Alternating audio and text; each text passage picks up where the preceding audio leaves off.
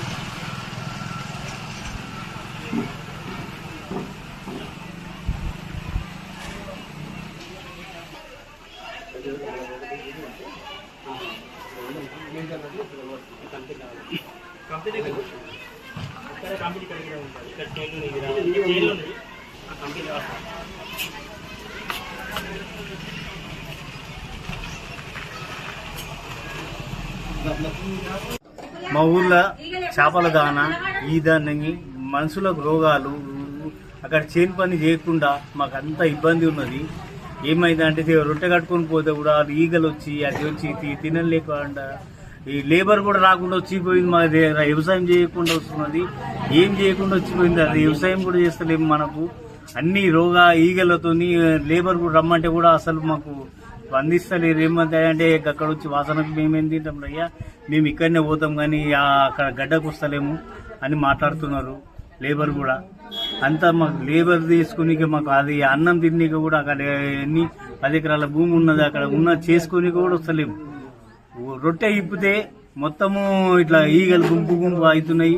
అందుకని రోగాలు వచ్చి చాలా ఇబ్బంది అవుతుంది. పొద్దుగల వాసన వాకింగ్ పోతే కూడా అది బాగా వాసన వచ్చి మాకు స్మెల్ వచ్చి చాలా ఇబ్బంది అవుతుంది. హెడేక్ వస్తుంది మాకు. ఇంట్లో ఉండాలన్నా ఇంట్లో ఉండాలన్నా లేకుంటే అక్కడ గడ్డపోండి చెవల దగ్గర ఏమైనా ఇల్లు తీసుకోవాలన్నా అనిపిస్తుంది బాగా.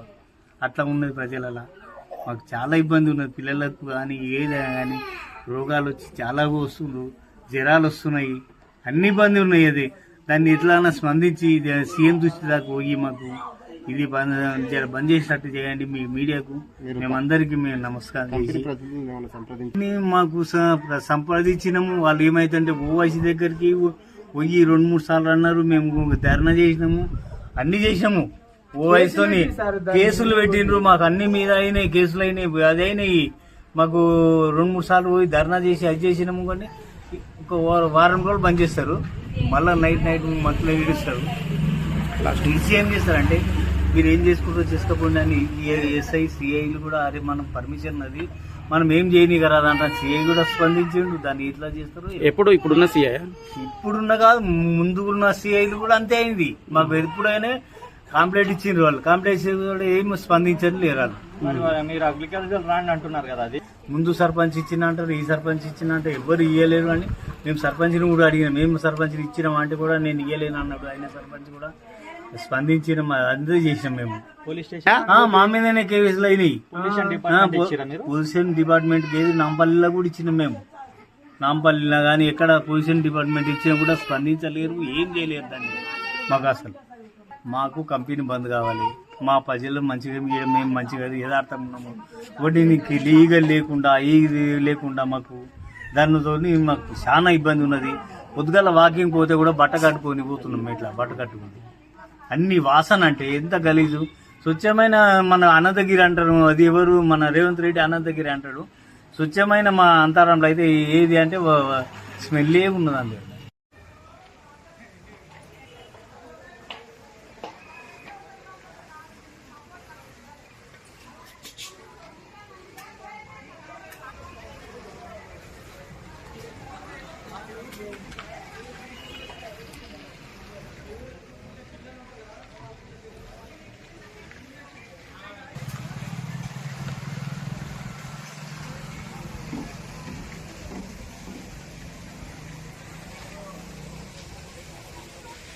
నా పేరు నాగమ్మ.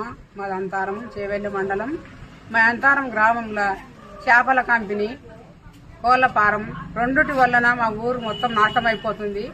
ఎవరు చెప్పినా ఎవరు పట్టించుకోవట్లేరు. పెద్దలు లేరు, చిన్నలు లేరు అన్నట్టు ఎవరి మందల వాడు దోసుకొని తింటున్నారు, దొంగ దోసుకున్నట్టు తిన్నారని.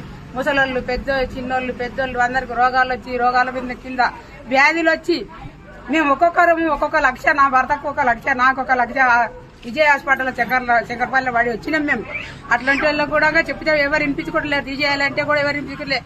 చేనుకు మాకు దగ్గర ఉందాడా, అది మా చేను ఉన్నదాడా, చేనుకోదామంటే చేనుకోలేదు, ఏది లేదు. ముగ్గురు పిల్లలు చచ్చిపోయారు. 16 సంవత్సరాల పిల్లలు, 3 పిల్లలు చదువుకునే యువకులు. ఇంత నష్టం అవుతుంటే ఎవరు పట్టించుకోవట్లేరు. మేము చెప్తే ఎవరు పట్టించుకోరు. ఎమ్మెల్యేకి వచ్చినా కూడా ఎవరు పట్టించుకోవట్లేరు.